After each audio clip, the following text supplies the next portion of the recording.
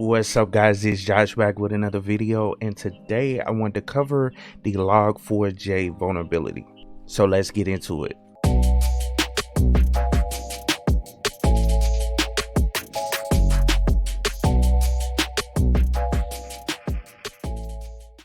Okay, so a lot of people have covered the Log4j vulnerability, so I want to, put a little spin on it and just cover a little bit more from what's been said. Most of the videos that I've seen have been kind of surface level, just covering. I want to dig into it a little deeper, just to show you guys a little bit more information about the Log4j vulnerability. Now, this is one of the most detailed articles I've read on the Log4j vulnerability, and I wanted to cover this on CBS News. So hopefully they don't flag me for just reading their video or reading their article, but I'm just going to read a little bit about it. And a couple of the things I want to do is cover what exactly the Log4j vulnerability is, as well as the affected software, and then resources that you can actually go to see if whatever software you're using is vulnerable to this. But as you can see, first paragraph, it says a vulnerability living inside a Java-based software known as Log4j shocked the internet this week. The list of potential victims encompasses nearly a third of all web servers in the world, according to cybersecurity firm Cybereason. And that's one of the reasons I wanted to cover this, because majority of the web servers in the world are Linux based. Now it says the list of potential victims encompasses nearly a third of all web servers in the world, according to cybersecurity firm Cybereason.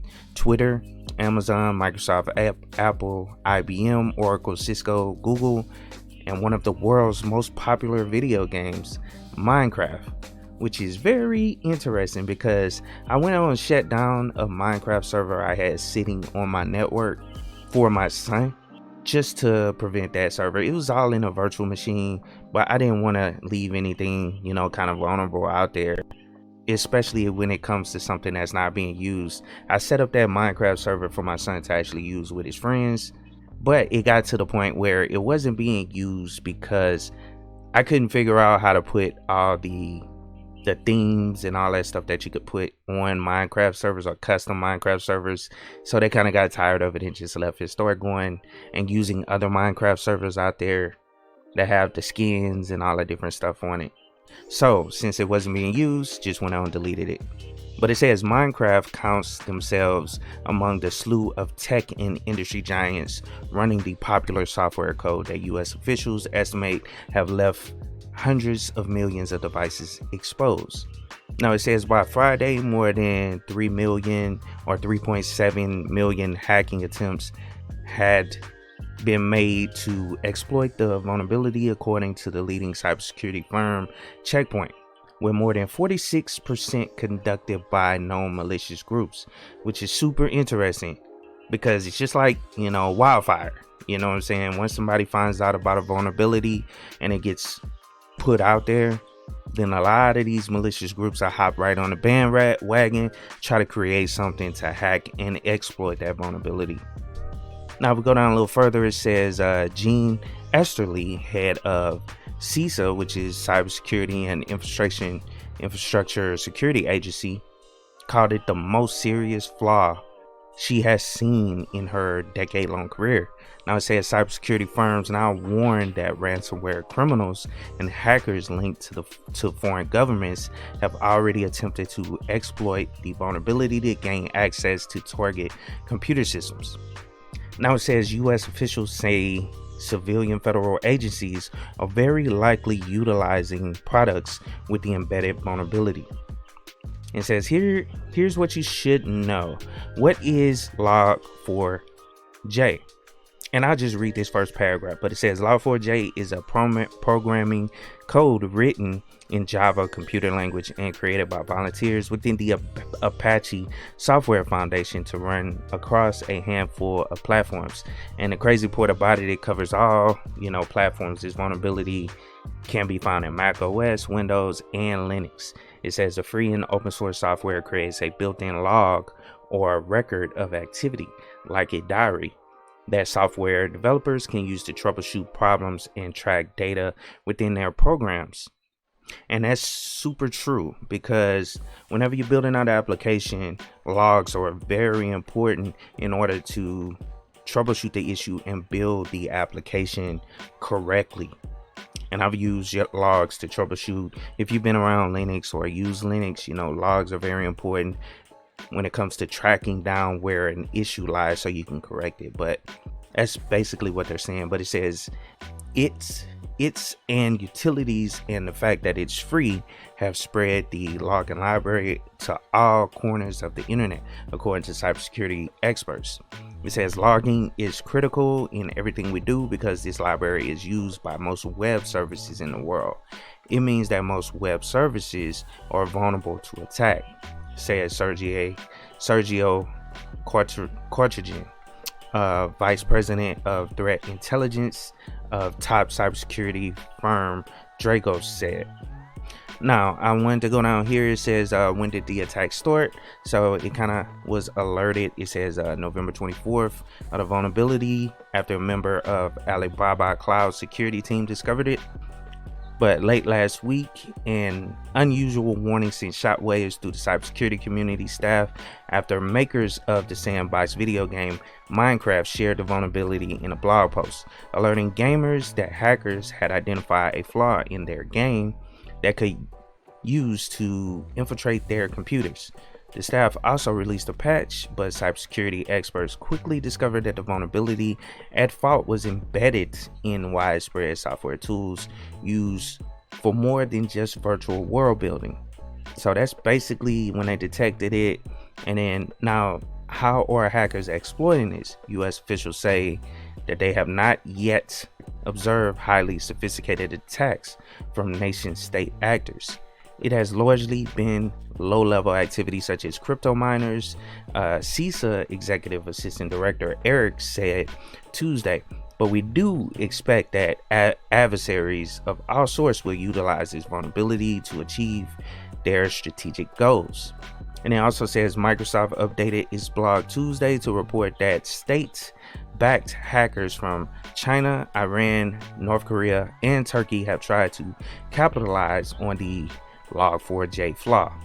A known Iranian hacker group known as APT35 or Chorman Kitty has attempted to exploit the Log4j vulnerability against 7 Israeli targets across the government and business sector, Checkpoint Research reports Wednesday. Now it says threat research teams have begun tracking efforts to infiltrate targets by ransomware as a service organizations who broker access into vulnerable networks to the highest bidder. Researchers at cybersecurity firm Cyber Reason have observed hackers attempting to deploy various ransomware variants, including Quantum, Kimsuki, Moostic, Cerber, Black Sun, and Kanseri. So there's some of the variants of ransomware that has been observed. Okay, so now let me switch over to the CISA site because this has a little bit more information about it that I want to cover. But it says Apache Log4 vulnerability guidance. This is basically the guidance that you should follow. And they have a lot of information here. As you can see, community source, GitHub repository.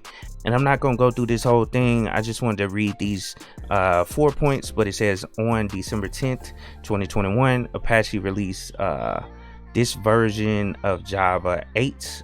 So it's Log4j 2.15, you know, to address the remote code execution. And then also on the 13th, Apache released Log4j 2.12.2 for Java 7 users. So you need to have, you know, these versions that they just released. So just make sure you update the Log4j package as soon as possible to kind of get rid of the remote code execution vulnerability.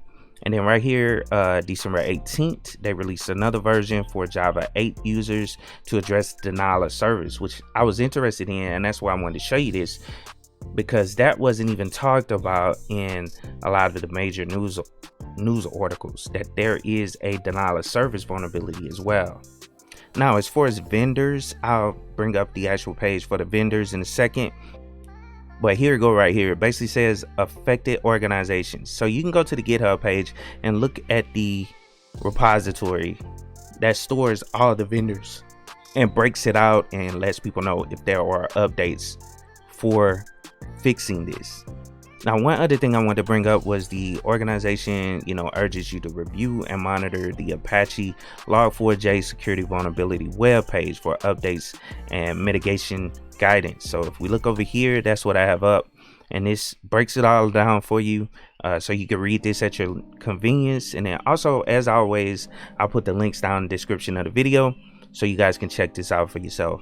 Now back to the CISA page. Like I said, this is the GitHub repository, and I have this open already so you guys can check it out. Now if you go over to that link, this will update you on the vendors, and the list of software and what's affected and what's not affected by the status is right here. So you can go through, look at everything, and see whatever application you may be using or your business is using, and if there is a fix for it and what version you need to have in order to not be vulnerable to this vulnerability.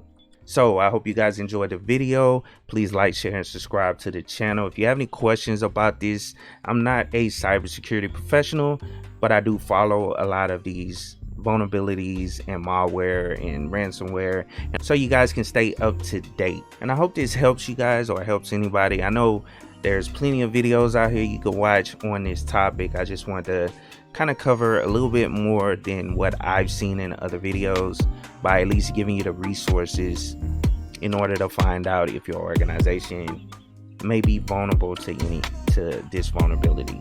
Now, I hope you guys have a wonderful Christmas and New Year, and of course, keep it techie.